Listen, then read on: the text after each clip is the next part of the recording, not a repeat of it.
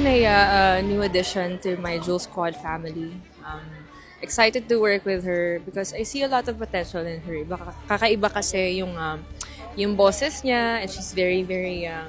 And kids like that, yun yung masarap turuan kasi alam mo nakikinig sila.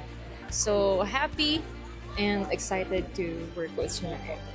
I think she deserves it for. Lahat naman ng bata ay, pagka alam mo talagang may nakitaan mo sila ng something, deserve talaga ng fortunes. Kaya, because siguro dahil unique din, yung personality din niya. And alam niya sa sarili niya na, ito ako as a person. Like, I can be a little rock star.